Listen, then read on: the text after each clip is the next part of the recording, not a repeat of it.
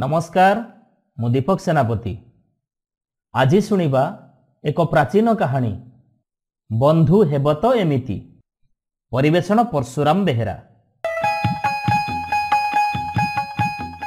गोटिए बणरे हिरण्यक नाम एक मूषा आउ लघुपतनक नाम एक काऊ रहुथिले।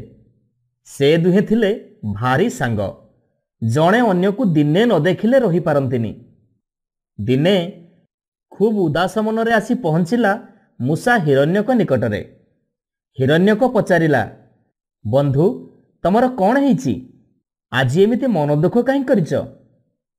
लघुपतनक काऊ कहिला, मु आउ ए बणरे आदौ रही पारिबिनी।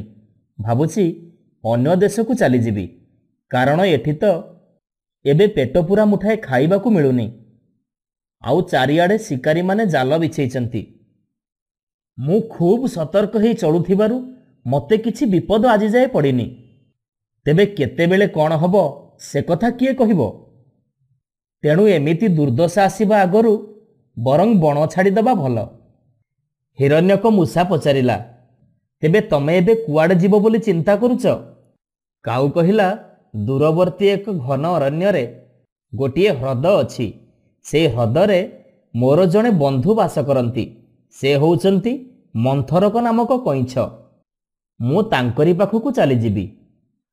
एक कथा सुनी हिरण्यक मूषा कहिला, मोर मध्य सेई अवस्था।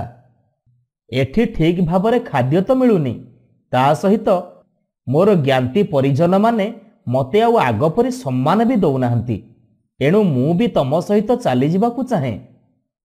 हिरण्यक कथा सुनी काऊ भारी खुशी हो गला। दिने सकाळु सकाळु काऊ मूषा को पिठीरे बसई सेई दूरवर्ती जंगल को उड़ी चलिला।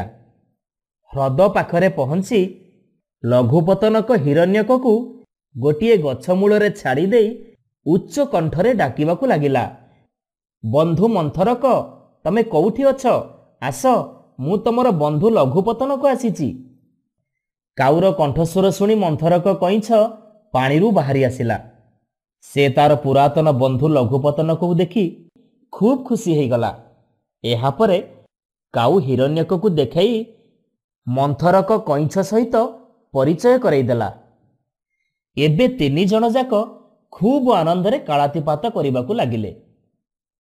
दिने तीन बंधु ह्रद कूलरे बसी गपसप करुथिबा बेले सेठारे आसी पहुंचिला गोटिए हरिण। से खूब भयभीत जଣା पड़ुथिला। से बारंबार पछकू चाहूथिला। ए कथा देखि मंथरक कइंछ कहिला, एई हरिणटी को निश्चय किए गोड़ेइछि बा को शिकारी ता पछे पछे धाइछि। एबे हरिणटी सेमानक पाखकू धाई आसी कहिला, हाँ भाई माने तमर अनुमान ठीक।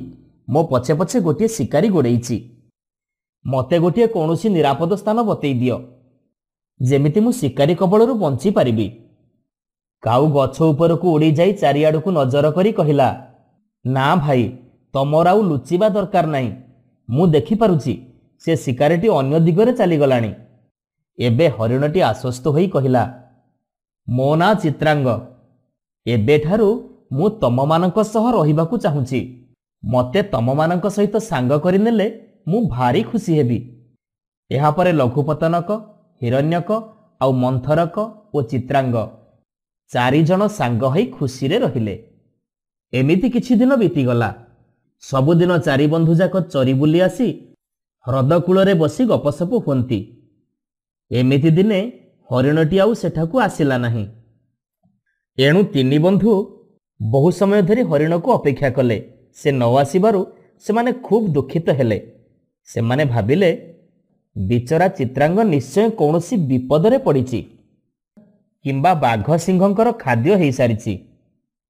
मंथरक कहिला, बंधु लघुपतनक तमे आकाशरे उड़ी बंधु चित्रांगर खबर नियो। प्रकृतरे ता उपरे कौन विपद पड़िछि?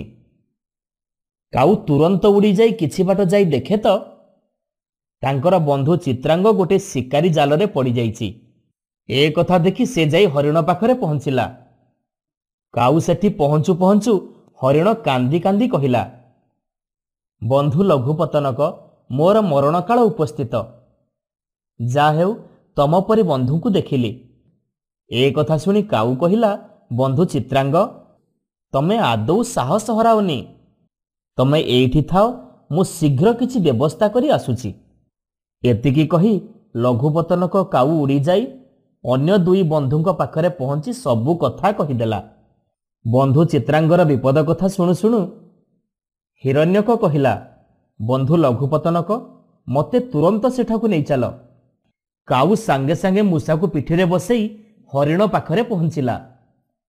ହିରଣ୍ୟକ କାଉ ପିଠରୁ ଓହ୍ଲେଇ ପଡ଼ି ହରିଣ ପଡ଼ିଥିବା ଜାଲକୁ କାଟିବାରେ ଲାଗିଲା। ଏତିକି ବେଳେ ସେଠାରେ ଚାଲି ଚାଲି ଆସି ପହଞ୍ଚିଲା କଇଁଛ ମନ୍ଥରକ। ଏଇ କଥା ଦେଖି କାଉ କହିଲା, ବନ୍ଧୁ, ତମେ ଏଠାକୁ କାହିଁକି ଆସିଲ? ଯଦି ଏବେ ଶିକାରୀ ଆସିଯାଏ କ'ଣ ଯେ ହବ? ଏତିକି କହୁ କହୁ କିଛି ଦୂରରେ ଶିକାରୀ ଆସୁଥିବାର ଦେଖାଗଲା। ସେତେବେଳକୁ ମୂଷା ହିରଣ୍ୟକ ଜାଲଟିକୁ ସମ୍ପୂର୍ଣ୍ଣ କାଟି ସାରିଥିଲା। ଶିକାରୀ ଆସୁଥିବାର ଦେଖି ହରିଣ ଧାଇଁ ପଳେଇଲା ବଣ ଭିତରକୁ। ମୂଷା ବି ଗୋଟେ ଗାତରେ ପଶିଗଲା। କାଉ ତାର ଉଡ଼ି ଚାଲିଗଲା। ମାତ୍ର କଇଁଛ ଆଉ ଯିବ କୁଆଡ଼େ? ଶିକାରୀ ଆସି ଦେଖିଲା ଯେ ହରିଣଟା ଜାଲରୁ ଖସି ଯାଇଛି। ତେବେ ତା ଆଖି ଆଗରେ କଇଁଛଟାଏ ଦେଖି ତାକୁ ତାର ଝୁଲାରେ ପୂରେଇ ଘର ମୁହାଁ ହେଇ ଚାଲିଲା। ଯାହା ହେଉ, ଏଇ କଇଁଛଟା ଆଜି ସୁଆଦିଆ ତରକାରୀଟିଏ ହବ। ଦୂରରୁ ଥାଇ କଇଁଛର ଏମିତି ଅବସ୍ଥା ଦେଖି ଆଉ ତିନି ବନ୍ଧୁ ଖୁବ୍ ଦୁଃଖ କଲେ।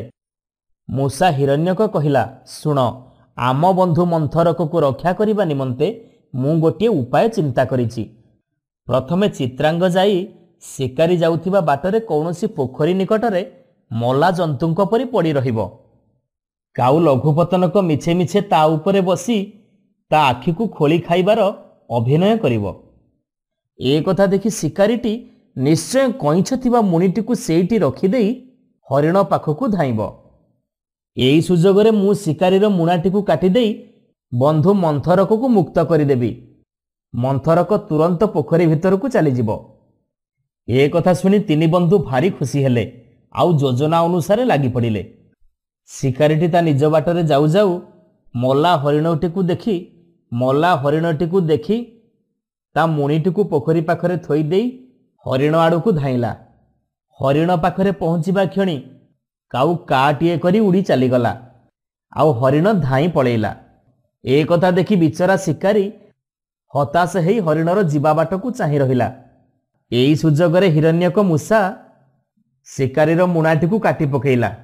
ଏଥର ମନ୍ଥରକ କଇଁଛ ମୁକ୍ତି ପାଇ ପୋଖରୀ ଭିତରକୁ ପଳେଇଲା, ଆଉ ମୂଷା ଗୋଟେ ଗାତ ଭିତରେ ଲୁଚିଗଲା। ଶିକାରୀଟି ହରିଣ ପାଖରୁ ନିରାଶ ହେଇ ଫେରିଆସି ଦେଖେ ତ ତା ମୁଣା ଛିଣ୍ଡେଇ କଇଁଛ କୁଆଡ଼େ ପଳେଇ ଯାଇଛି।